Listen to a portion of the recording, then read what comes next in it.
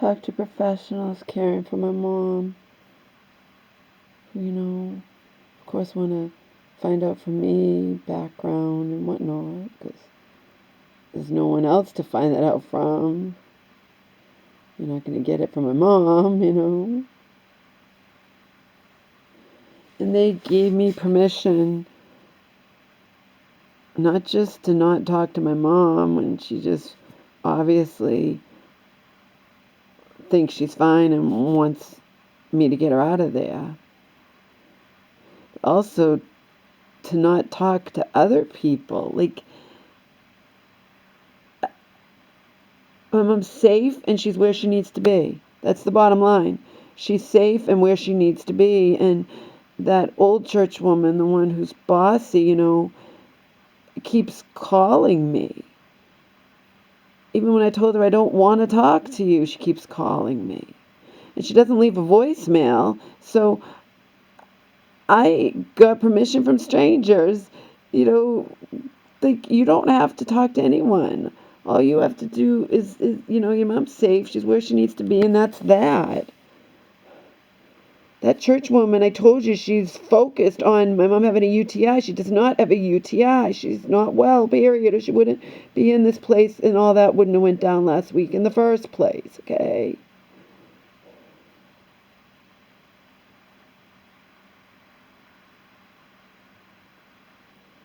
I need rest. And, like, I have strangers telling me,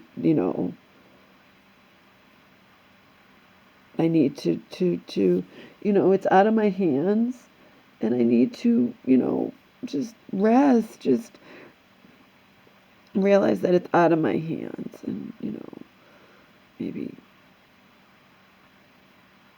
get, find a support group for me.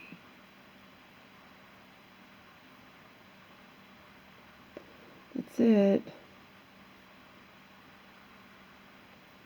I can say what's happening with me. I'm not going to say what's happening with my mom.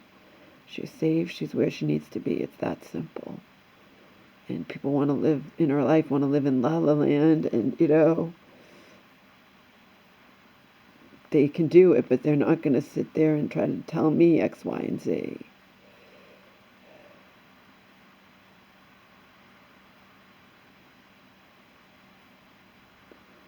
I can't believe I tell this woman I don't want to talk to you and she still calls me. What does that tell you? If someone said I don't want to talk to you, do you think I would continue calling them? No. You're only reinforcing, validating how I justifiably feel about you. I tell you in a text, I don't want to talk to you. I tell you it's not a UTI. I don't want to talk to you. She's safe. She's where she needs to be. And you still insist on calling me. I don't like that. I'm just ignoring her, and I have every right to ignore her. I have every right to not even talk to my mother because there's nothing to say to her. What is there to say? Other people, though, can call her.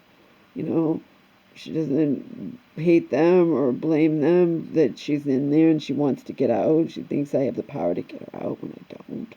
But other people can call her, and I let other people know in her life. Feel free to call her,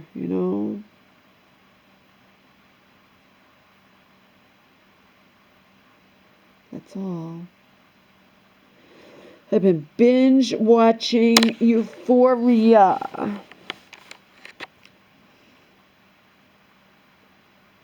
I like watching fucked up people.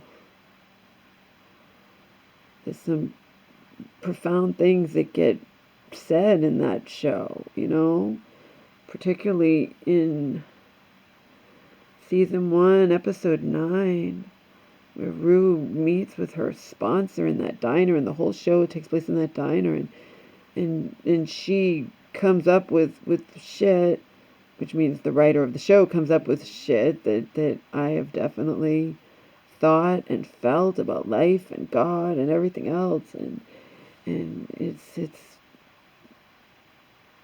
it's right put right out there. It's put out there, Powerful fucking show. Not fluff. Not fluff. Doesn't matter if they're teenagers. It doesn't matter. They may as well be adults. For everything, they may as well be adults.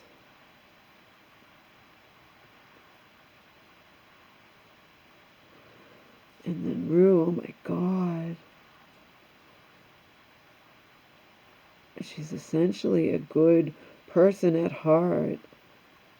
Like her sponsor says to her, but she says she doesn't plan on being a villain. She doesn't want to be alive. And she's a good person at heart. And her sponsor's like you care so much what's happening in this world that you don't even want to be here, you know.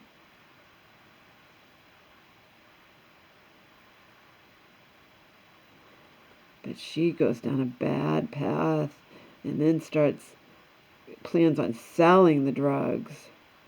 Although I don't think she has any intention of that. She just thinks she can fuck over a drug dealer.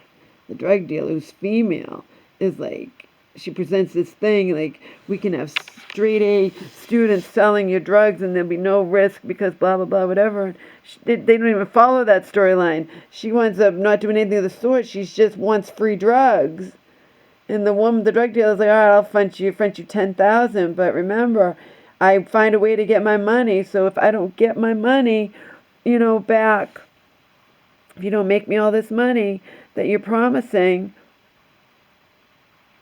I'm going to kidnap you and sell you to some bad people.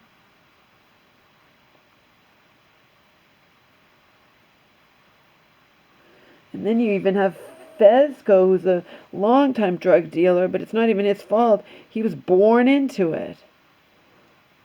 And you know it's going to eventually end badly, and it does. It ends violently and badly, but you see him even having some good qualities of caring and whatnot.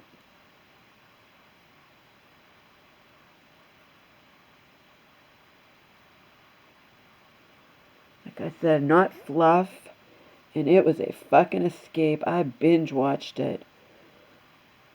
I binge watched in a short amount of time.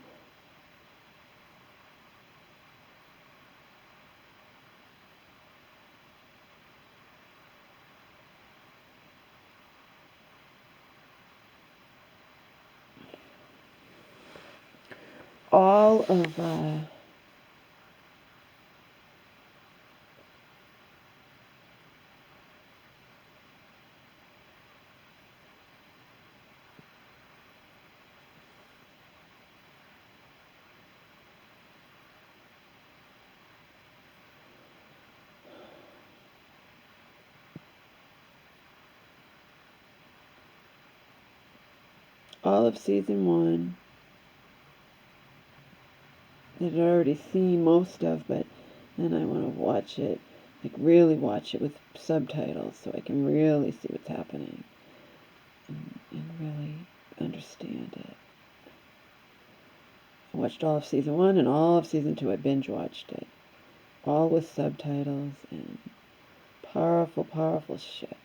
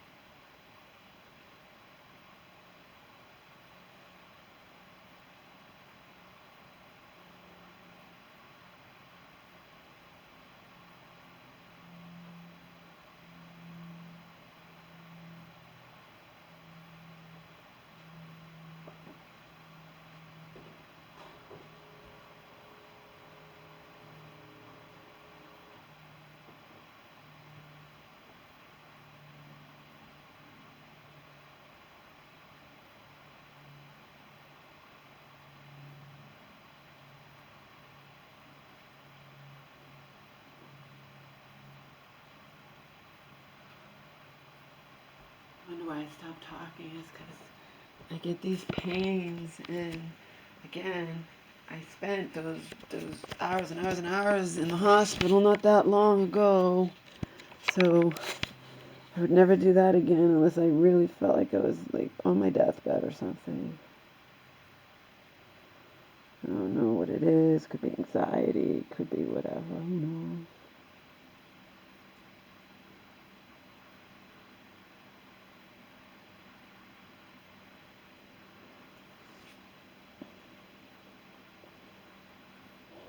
Yeah, just anxiety. It's different than the stuff that landed me in the hospital a couple weeks ago. That doesn't mean it's anything serious. Maybe it is. Who knows? Just don't know in this life, do we? No, we do not.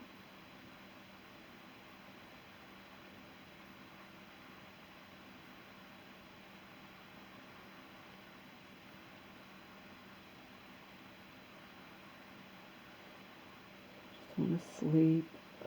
I sleep without my earplugs though, so I hear if Omar cries. I hear if he cries. He cries even when he just can't get up. At least he's been eating, not regurgitating, going his poo-poo.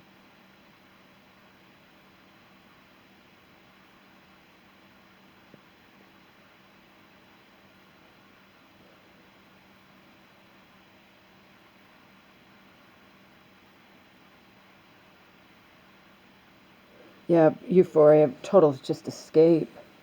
That's what I got it for, what it's designed to do. Total fucking escape. Last of Us was an escape too. Started watching that again, remember, with subtitles. When I first watched it, I didn't realize I could watch it with subtitles. It wasn't working. A little trick to get the subtitles on, because you're into a third party, but it's a little trick, and it worked.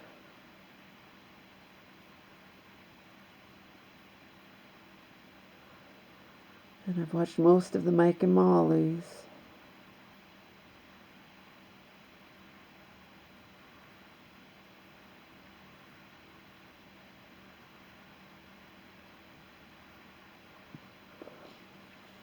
I shut my phone off. I have a right to.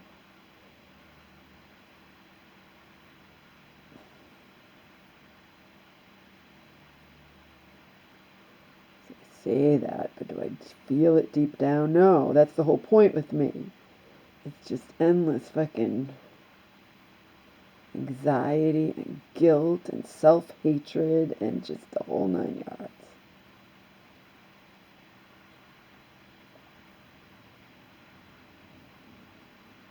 They talk about that in Euphoria too.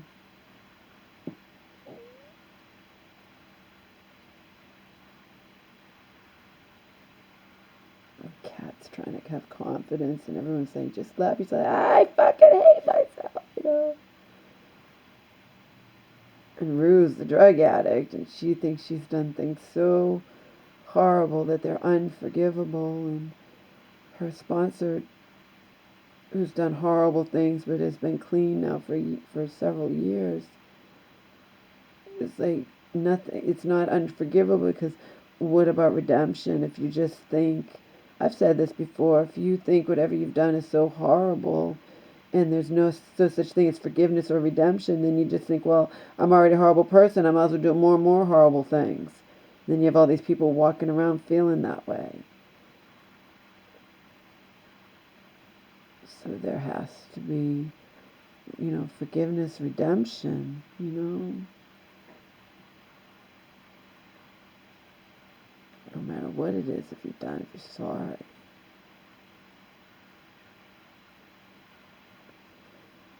Rue confesses, and she thinks like that's just unforgivable. So I'm a terrible person, I'm unforgivable, I need to die. She, I guess probably when she was in the middle of being high off her ass, like threatened to kill her mom and picked up a bottle or something or other. But she did that, and of course her mom forgave her, but then that was, say, whenever it was, we don't see it. She's just talking about that she did that, and now, oh my God, what she does in season 2, unbelievable.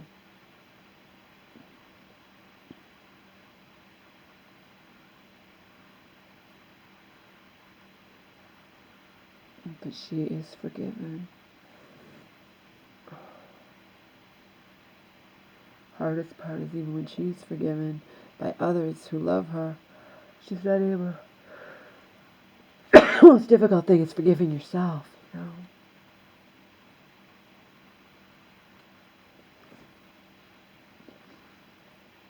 And what she does in one of the early, oh my God.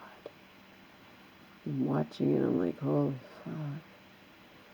That's because they want to be real and talk about, even when you're not high, being an addict changes you, because when she tells her sponsor, she's like, but I wasn't even high at the time that I threatened with my mom with a bottle and said I was going to kill her, whatever.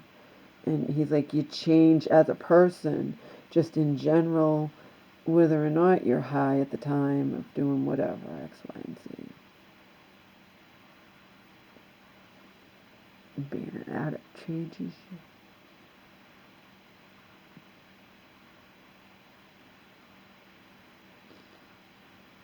And she didn't start off an addict.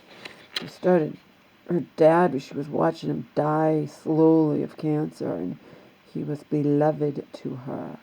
And that's when it all started. But she has that kind of brain, and she has mental illness, and she, so she had the kind of, that was prone to do something like that.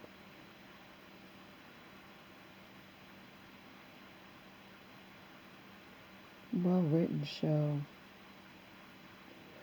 I don't know if there'll be a season 3. Who knows?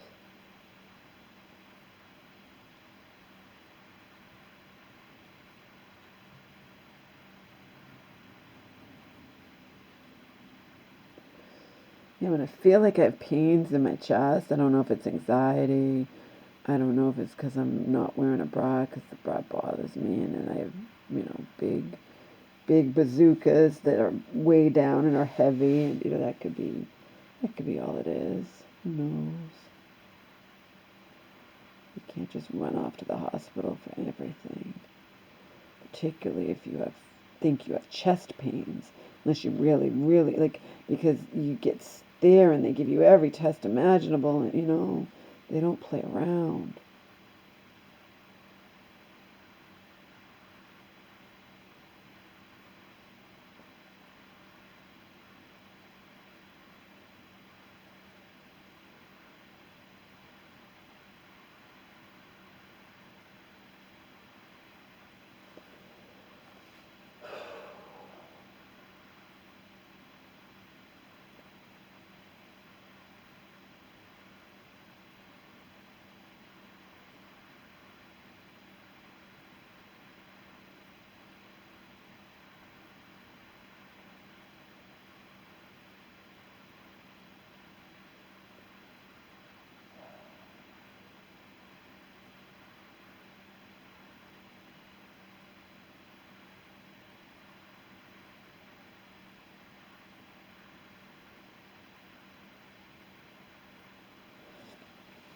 That's about all that's happening.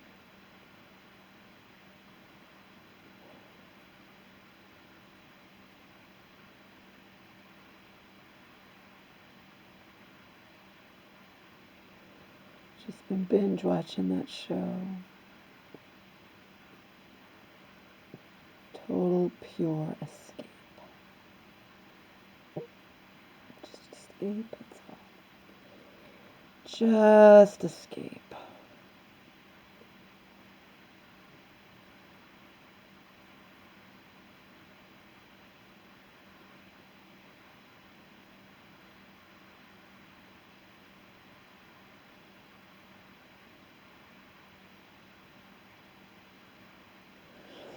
And Selena contacted my mom, so on my mom's phone.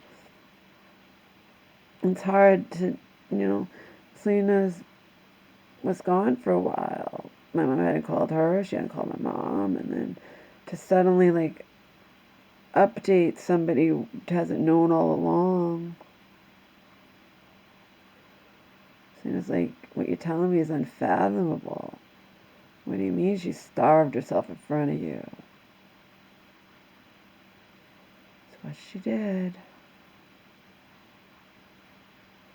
But that wasn't going to land her section. It's when she puts herself in danger, in the outside world.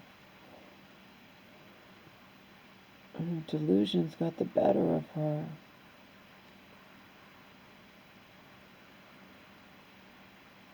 Yeah, that came on suddenly, and then Selena's like, was she starving herself for the imaginary boyfriend to be thin for him? Who knows?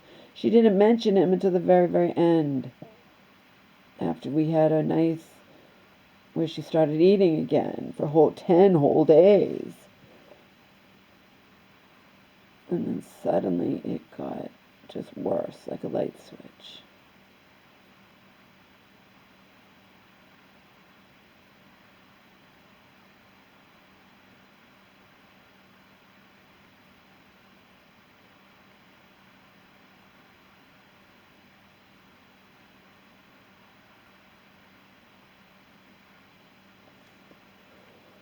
I tell important people in my mom's life what's happening with her because I want her to have people call her. And Selena called her. I can't really talk to my mom because I am the one who, I know everything going on, and she wants to, but she can talk to other people, and she on the phone, and they can, try to weed through, I guess, what's fantasy, what's not, whatever. She doesn't have to talk to anyone. If they say so-and-so's on the phone, she doesn't, but I'm not going to try to talk to her because there is no point.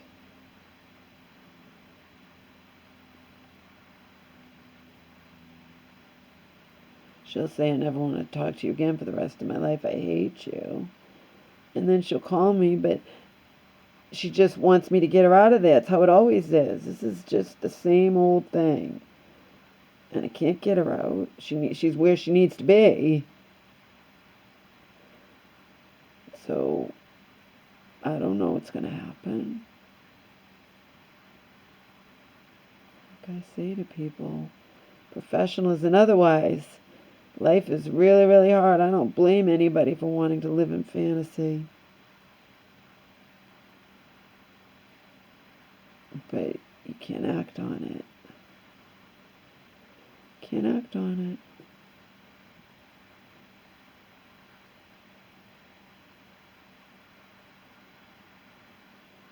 Cannot act on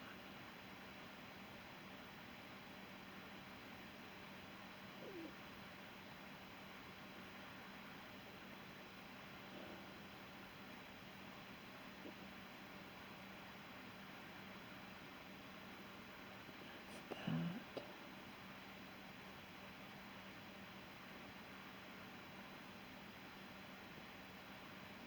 I'm probably going to rent that Brendan Fraser, him having a comeback and being, I don't know, was it an Oscar? No, I didn't watch the Oscars. I would never do that.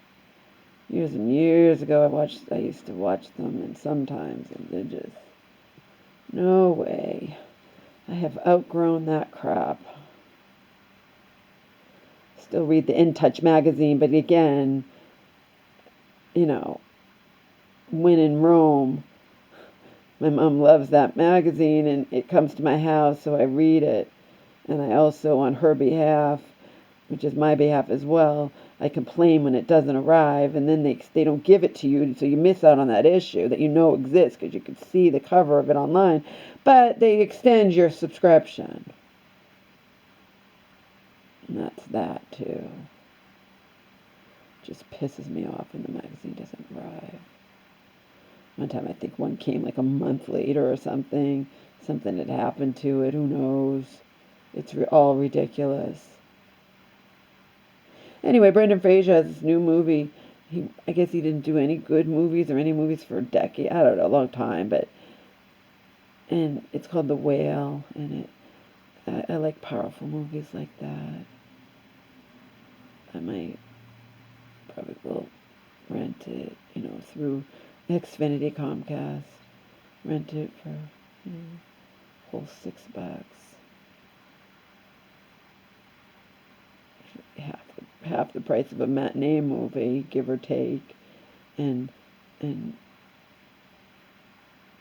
even less than half the price of a night movie. Movies in the theater. So many people don't go to movies anymore. They don't. They are expensive. Movie theater doesn't even make its money off the movie. That's why I go to matinee movies. I'm the only one in there. It doesn't matter. They show it. They make their money off of the refreshments, and that's generally at night. But they still have to show the matinee